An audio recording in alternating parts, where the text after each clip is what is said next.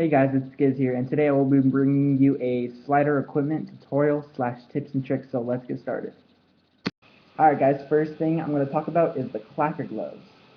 Okay, I'll go ahead and tell you all the materials, how to put them together, and so on and so forth. If you don't get it on my first, just by me saying it, I'll put it all in the description and it'll be there. Okay, so I'll tell you all the materials first. First thing you're going to need is a pair of gloves. Any type of durable gloves will do as long as they're pretty hefty. And go ahead and pick the color that you want for your costume. Okay, you can get them from Home Depot for about $10. Second thing you're going to need is half-inch 90-degree conduit connectors. Okay, they don't look like this. First off, they come with another piece. I'll go ahead and have it in the description again. You're going to need 10 of these. You're going to need a bunch of washers, enough to cover the whole surface area that you're going to slide on your glove. So go ahead and get a bunch of big ones, medium ones, small ones. Okay, you get them about 40 cents each at any hardware store. And what else you're going to need? Oh, this is my spin on the glove. I added this electric box panel cover. I'll tell you why I chose this later. And you're also going to need some type of adhesive, a type of industrial adhesive. I'll go ahead and tell you which one's the best one to use for each job. Now, to start actually putting the glove together. Alright, first things first, you're going to go ahead and get the glove. Go ahead and take the fingertip looking part off the connector. Get a adhesive. I suggest Gorilla Glue for this particular part, because Gorilla Glue it expands. So what you're going to do is you're going to go ahead and put it all over the connector, the fingertip part. Go ahead and get your glove, dip it in water, because water activates the Gorilla Glue, and go ahead and clamp it together. I'll leave it for about an hour. It'll start foaming up, and you'll have a nice seal. Go ahead and cut off any excess foam that you'll have. So you're going to do that for each finger. So half-inch connectors for each finger. For your thumb, you might want to get a smaller connector, like 3/8 inch, 3/8. Depends on your finger size and what you think is best. I just went ahead and used half-inch for all fingers. So next thing you're going to do is you're going to go ahead and take your washers and cover your whole palm in washers. I suggest using either Amazing Goop or E6000 for this job, because the Gorilla Glue, it'll start foaming up around it, and yeah, Amazing Goop and E6000 is easier. I suggest E6000. Amazing Goop is okay. It's not the best adhesive, but E6000 is better. Okay? Next thing you're going to do, so you have all the palm done. What I noticed is, because, okay, for all the washers, as you can see, they don't fit together perfectly because they're circular and, yeah, they're not puzzle pieces. So what I did for the palm is I got the control panel, or the electric box panel cover, and I got some Gorilla Glue and stuck it on there. It's been working pretty well, because the spots in between the washers gets all scuffed up because you slide on the ground. So I got this big honking piece of metal and put it there. You can go ahead and cut it in half, file it down, make it not sharp. It'll work just as fine. But I suggest having a big piece of metal for the surface area you're going to slide on. Okay? So you're going to do that for both gloves. Once you have the gloves, they're going to look like this. I'll go ahead and put them on. And also another reason I use the cover is because it makes a really loud sound. And with the washers, you kind of have to hit them directly in order to make a really loud sound, like I'll show you right now. So you have the connectors that make some pretty nice sounds. Then you have the washers, which, okay, kind of loud sound, but not that much. And then you have the covers, which make a really loud sound.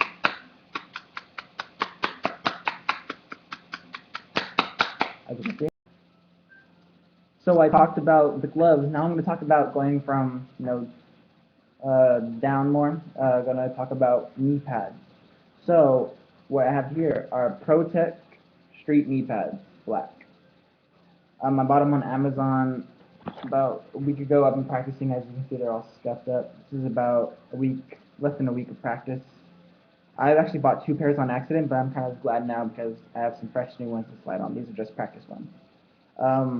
The padding inside of them, as you can see, right here, has some pretty thick padding. Your knee goes inside of this, your leg goes inside of this, and you go ahead and slide on that surface area. They're going to get ripped up over time. As you can see, like down here, I kind of accidentally slid on it, and yeah, it's getting all scuffed up. Duct tape will help that perfectly. As for the knee pads themselves, I know you can use Smith Scabs. I heard that those are the best, but they're white. They have white caps, and they look all jagged and wrecked up after you start sliding on them for a while. So I suggest Protec. But also, Smith Scabs have recaps, so in case they all get all messed up, you can go ahead and just put recaps right on. Other than these, you would have to buy new ones.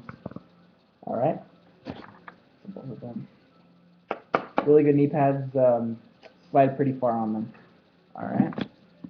So now I'm going to be talking about the shoes. I'll go ahead and go over all the materials you need before, and then I'll go ahead and start teaching you guys how to make the shoe. So what you're going to need is any type of shoe you need, any type of shoe. They can be old shoes that you had for a while and you don't need them anymore, but make sure the ones you are not going to need anymore because you will tear them up. Another thing you're going to need is steel toe from steel toe boots. So buy a pair of steel toed boots, and you're going to ones that you don't need anymore because you're just going to completely destroy those also. And adhesive, I suggest Gorilla Glue. I highly suggest Gorilla Glue for this job. I've tried the other adhesives. This one's the best for this job. And duct tape. Any color you want. I've seen people that not use red tape, but it's all for your costume. It just depends on what costume and what colors go with your costume. I got black. Any type of duct tape will do. Now, what you're going to do is you're going to take your shoe, and you're going to take the steel-toed cap. So go ahead and cut up your steel-toed boots, get it out any way possible. And what you're going to do is you're going to take the steel-toed cap, get the Gorilla Glue, put it all over the cap, put water on the tip of your shoe where you're going to apply the cap. Go ahead, put it together, make sure you clamp it, and leave it to dry overnight. And as you can see, it's pretty strong. I've been going at it, as you can see from sliding. By the way, this creates the spark. If you've seen people at Knott's Berry Farm going around sliding and there's sparks, this is what creates the spark. If you go across the concrete or whatever, the surface hard or fast enough and hard enough, it'll create a spark. I'll go ahead and put some videos maybe later. And if you've been wondering about the gloves, the sparking gloves, you can go ahead and get a sparking unit from like the scooters and go ahead and put it on there. I'm pretty sure I'm gonna be trying this probably next year. Is get a flint stick. I forgot what those are called. The fire. I don't know, but the fire starters. And take the metal off of that and put it on my glove. I'm gonna try that, and I'll get back to you guys on how that works out. Okay. So once you have the steel toe on there and adhesive, as you can see, the Gorilla Glue starts foaming up, and that's why I highly suggest Gorilla Glue for this job, because it'll start foaming up and fill all the empty spots, and it'll stick really good. Okay? And now, the reason for the duct tape is because, as you can see, my shoes are all jacked up. If you don't want your shoes getting too messed up, you're going to go ahead and take the duct tape and just tape anywhere you want it to not touch the ground, because when you're sliding, it'll be rubbing against the ground and tearing the shoes up. Also, just for a little more, just to make more insurance, just to make sure this thing doesn't fall off, go ahead and duct tape it onto your shoe. Try to get the least amount of tape on there, because you'll be tearing it up when you're sliding. Your shoelaces will get torn up, so what I suggest is tucking them into your shoe, tying it behind the tongue, and tucking them into your shoe. Otherwise, it will get torn up. My last shoes, the shoelace ripped, and I couldn't use them anymore because they wouldn't stay on my foot unless I got new shoelaces.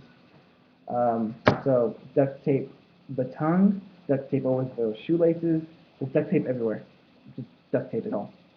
You see my other shoes, they're all this. It's like Vans with duct tape. I should probably start a business. Alright. Anyways, so that's the shoes. Last but not least, I'll be talking about masks. What to wear, what not to wear, because this makes a huge difference in how long you're going to last for the night and how well you're going to do. So what I really suggest is a mask, a mask, mask, just like this, half mask, no hair or anything like you see the clown masks, which have the hair and everything that covers your whole head. You will get extremely hot. You'll probably get overheated. There's going to be sweat dripping everywhere, so you'll have to take off the mask, dump it out, put it back on, and you don't want to be fiddling around with that when you're scaring people around the night. So just go ahead, save yourself some time. Get a half mask. This is just fine.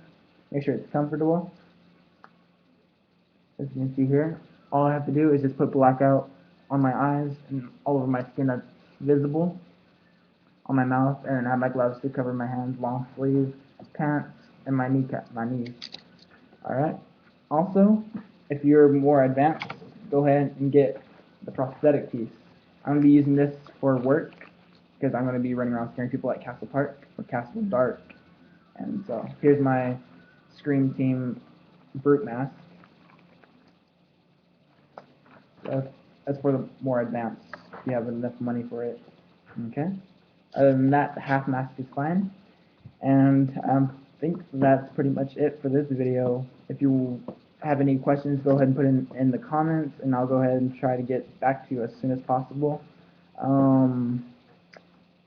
All the materials and everything are in the description, so go down there if you didn't hear me well. And yeah, so this is Schiz. See you later, guys. Happy Halloween.